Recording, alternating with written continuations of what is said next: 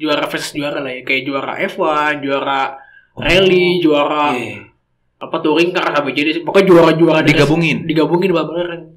Apa yang lo apply di simulator, lo apply di real life itu beti-beti gitu. Dulu mungkin kita anggapannya wah bule udah gak kekejar lah, kenceng banget gitu lah ya.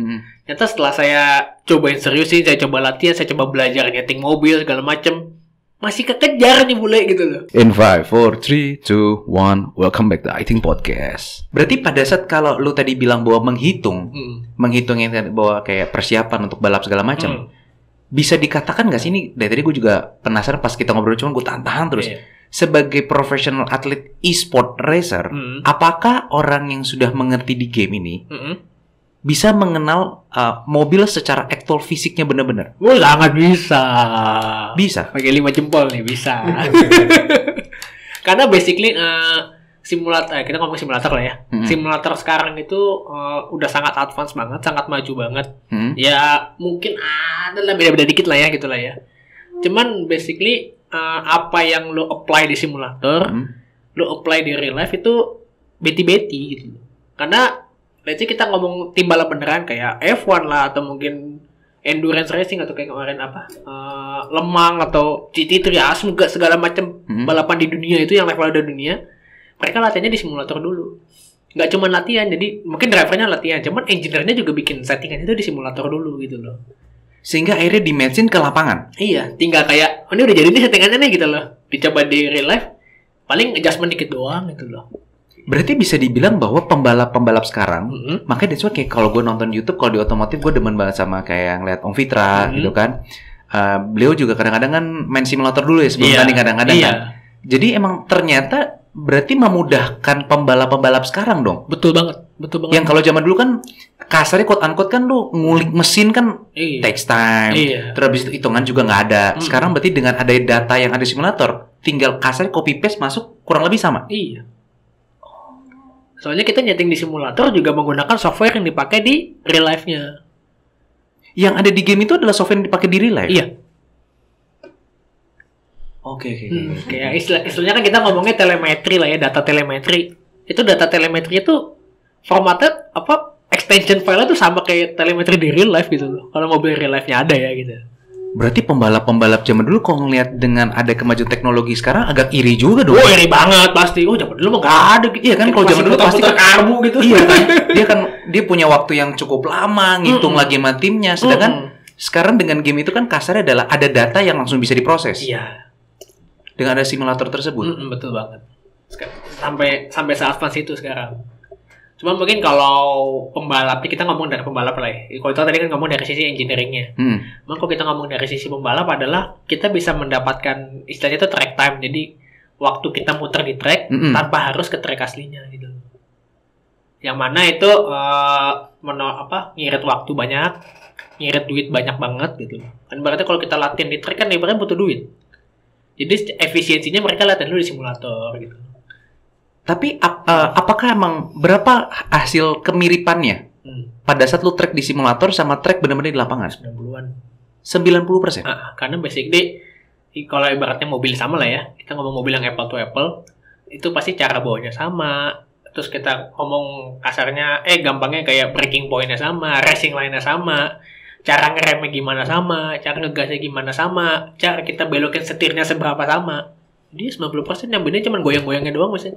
Oh, itu makanya yang tadi lu bilang bahwa software yang ada di lapangan itu di game itu semua sama. Sampai bahkan steering, gas itu bisa disetting persis dengan kayak di mobil. Bisa. Jadi ya, bisa dibilang bahwa jadi sehingga ada pembalap itu bisa merasakan feel-nya dulu tanpa harus turun pakai mobil aslinya di lapangan dong. Tujuan utamanya itu sebenarnya. Jadi drivernya tuh begitu nyampe track nggak bego-bego banget, nggak dari nol banget belajarnya gitu loh. Oke. Karena basically yang dia pelajaran di simulator tuh dibandingin track ya 90% lah gitu loh. Apalagi sekarang kalau kita ngomong sekarang ya kan sirkuit-sirkuit itu di yang sekarang tuh udah kayak ada teknologi namanya laser scan lah ya. Apa itu? Udah teknis banget.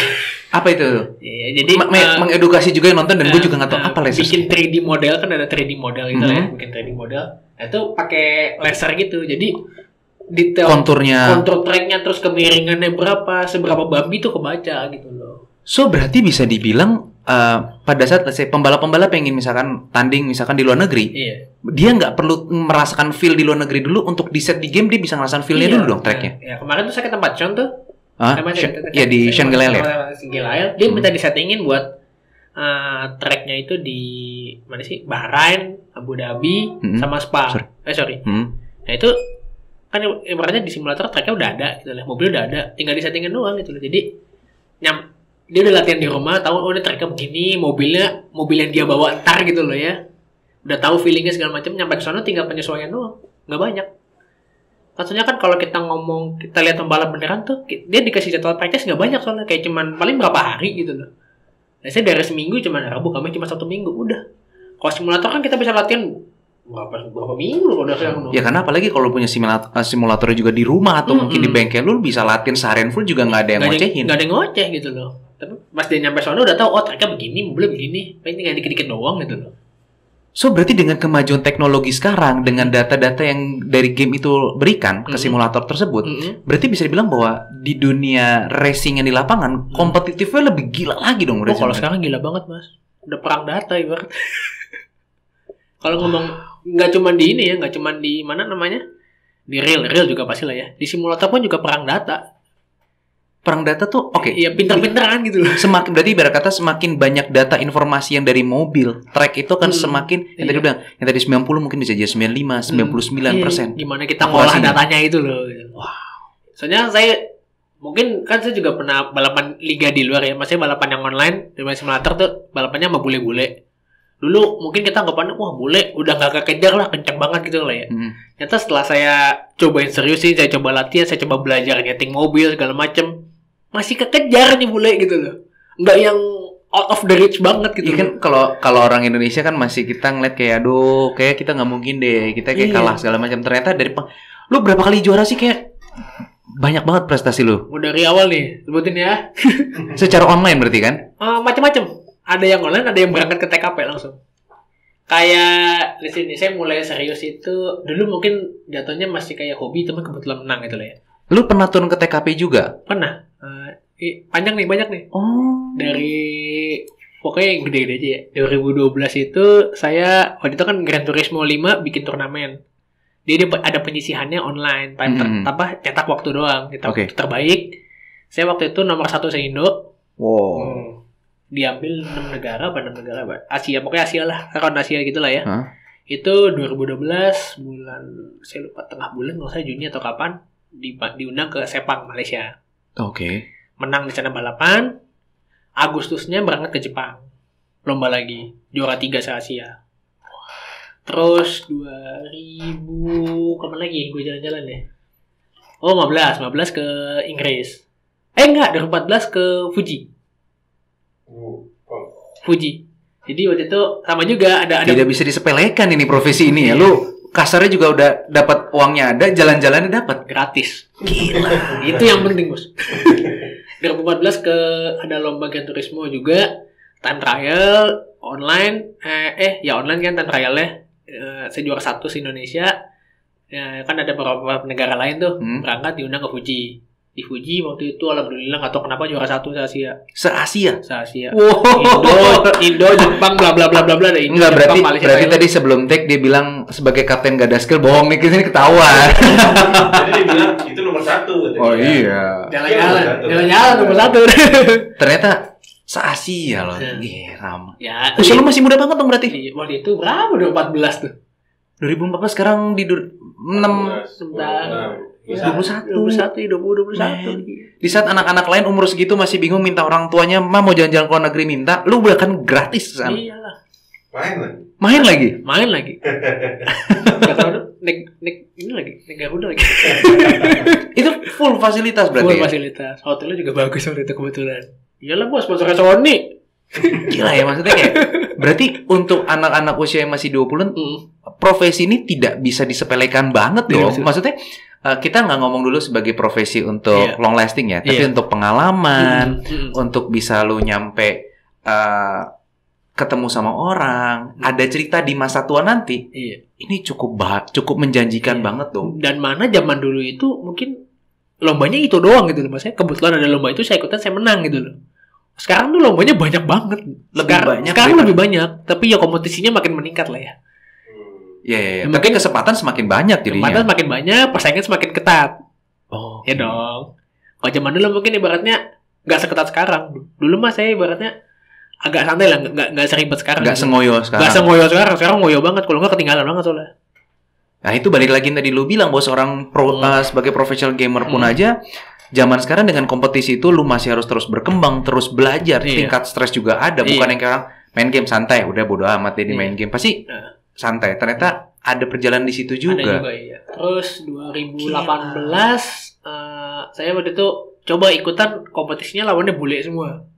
Di Indonesia? Online dulu awalnya. Okay. Online dulu main di rumah, cuman lawannya bule semua. Eropa sana lah. Saya kira wah, ini awalnya iseng doang. Cobain gitu lah ya.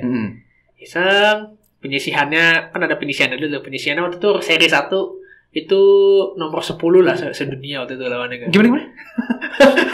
15 sedunia apa lupa kan. Lolos balapan tuh. Diambil kan cuma 18 satu seri, itu udah borderline juga kan. Wah, nyobain lah. Pas balapan seri 1-nya juara 3. Wow, seri 1. Wah, ini ada harapan nih. Habis itu balapan lagi, seri 2-nya sempet hoki juara 1. Saya bingung, nggak ngerti kan. Wah, berarti bule-bule yang dulu saya kira nggak bisa kekejar, bisa banget ternyata gitu loh. Saya terusin, waktu itu ujung-ujungnya championship-nya juara 2 sedunia online. Waktu itu acaranya, kalau nggak salah acaranya Mercedes apa kalau nggak salah. Ini Mercedes bikin lomba gitu. Mercedes bikin lomba sama ada nama gamenya Race Room gitu di PC. Ini bikin lomba juara 2 sedunia, diambil 5 orang berangkat ke Hockenheim, Jerman. Berangkat ke sono. Wow. Buat final balapannya di sono.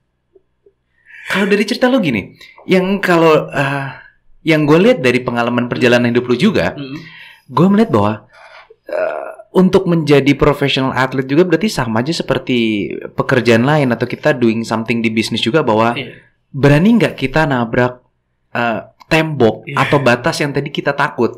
Karena seorang Rama juga yang pernah sampai duduk di posisi 2 dunia, sempat di nomor 2 dunia pun saja, dulunya mempunyai tembok yang sama seperti orang-orang lain. Pikir kayak susah ya, kayak nggak bisa deh, kayaknya ini susah sih emang bener. Apa yang bikin lo akhirnya berani nabrak itu? Nothing tulus kah atau emang? Ya satu nothing tulus sih, kayak ya kan emang nggak daftar, maksudnya nggak ada gue nggak keluar duit, nggak keluar apa kan, cuman gue emang itu tuh waktu itu tuh lagi pengen ngetes gue bisa semana sih gitu loh, pengen ngetes benchmark diri sendiri aja gitu loh. Waktu penyisian waktu yang tadi ceritakan penyisiannya P15, cuma pas balapannya P3 itu udah wow banget, berarti gue bisa main lah sama mereka gitu lah ya. Itu pas balapan berikutnya, wah ini bisa banget main sama mereka gitu loh. Bukan yang something unreachable gitu loh, masih bisa diusahakan gitu. Oke, jadi dari sini pun juga gue bisa belajar bahwa ini kita nggak ngomong cuman masalah di gaming, tidak masalah di bisnis atau apapun juga berarti kan. Bahwa lu bisa nabrak batas, lu bisa nabrak tembok itu untuk lu bisa sukses. Iya. Pusing banget. Wow. Tidak mudah. Keren serius. Prestasi lu luar biasa banget, pengalaman lu juga oke. Sama tadi gue juga penasaran juga bahwa gini, lu kan dari online ya, terus turun ke TKP, ya kan? Apakah emang semua orang yang tadi sudah profesional atlet di e-sport itu juga bisa turun TKP? Karena kan kalau tadi lu bilang deh, secara data, terus habis itu secara lapangan, terus habis itu softwarenya bahkan dipakai di mobil itu sama. Apakah orang yang totally anggapnya cuma bisa nyetir doang ya, tapi karena jadi profesional di atlet e-sport, benar bisa jadi balapan? Mostly sih sepanjang lihat orang Eropa sana bisa gitu loh. Bahkan kayak ada juara dunia lah ya ngomongin lah ya. Dia waktu itu juara dunia, gue lupa balap apa ya. Dia pokoknya udah jago banget lah gitu main di game lah ya, F1 kalau nggak salah. Terus dia main ada balapan tuh di luar tuh namanya Race of Championship. Oke. Jadi itu balapan juara versus juara lah ya, kayak juara F1, juara rally, juara apa touring car sampai jadi pokoknya juara digabungin bareng. Dan si juara gamenya ini tuh ikutan, emang kayak dapat invitation gitu karena lu udah jadi tanda kutip juara dunia, lu ikutan dan kompetitif gitu loh. Maksudnya dia dia ngalahin juara dunia beneran gitu loh. Walaupun mungkin nggak menang lah ya. Cuman ada satu babak dia sama juara lain menang gitu. Dan itu nggak cuma satu orang, ada beberapa. Jadi siklus di gaming ini pun juga sebenarnya luas banget. Luas banget, mau kemana bisa. Yang bahkan mungkin tadi kasar dari seorang Rama yang tadi mulai dari keyboard doang, yang nggak punya stick, nggak punya apa, sampai akhirnya turun ke TKP juga, turun ke lapangan juga. Ternyata itu bisa, asal lu ngelewatin prosesnya. Bisa banget. Cuman berat. Dan mau apa enggak gitu loh. Soalnya it takes time. Kalau jujur it takes time. Gak semudah itu berarti kayak orang pikirkan menjadi seorang profesional. Even yang jago pun juga susah juga. Karena kan pasti kalau kita jago pasti ada yang lebih jago. Di atas langit ada langit. Nah, saya satu seri gue menang sama lu ya. Seri berikutnya belum tentu gue menang lagi. Bisa jadi lu yang ngalahin gue gitu loh. Bisa jadi gue di belakang gitu loh. Udah gak lebih. Oke. Di industri itu. Rama, thank you udah sharing-sharing. Gue belajar banyak banget. Karena ini sesuatu yang tadi gue bilang, industrinya beda banget buat gue. Terus habis itu, setidaknya mungkin gue harap dari podcast ini juga kan, banyak orang di luar sana yang dari pengen tadi main game, jadi profesional, berpikir bahwa kayak, gue harus punya budget yang besar dulu baru bisa turun. Ternyata atau nggak, misalkan gue perlu equipment yang keren dulu baru bisa juara. Ternyata kayak dari Rama pun aja membuktikan bahwa lo pernah di dunia pun pernah juara, mulai pun juga dari bawah. Dari bottom banget. Proses yang harus dilewatin terus yang tadi kayak Rama selalu bilang gitu kan. Oke, thank you Rama. Sebelumnya saya juga thank you banget buat Moreno udah kenalin saya sama Mas Rama. Nanti kapan-kapan mungkin kalau udah selesai pandemi kali ya, boleh pas lah. Moreno main kesini kita bisa ngobrol. Saya jujur belum ketemu Moreno loh, real life. Belum ketemu. Di Malang jauh. Gimana ketemu? Oh, jadi lu sendiri pun juga nggak pernah ketemu sama Moreno? Belum. Malah ketemu yang orang Filipina udah. Oh oke, berarti ini mungkin pesan buat Moreno kalau selesai pandemi kayak. Moreno main sini kita ngobrol-ngobrol. Iya, no. Nginep rumah, no. Siap. Oke, thank you Rama ya udah sharing-sharing ya. Siap.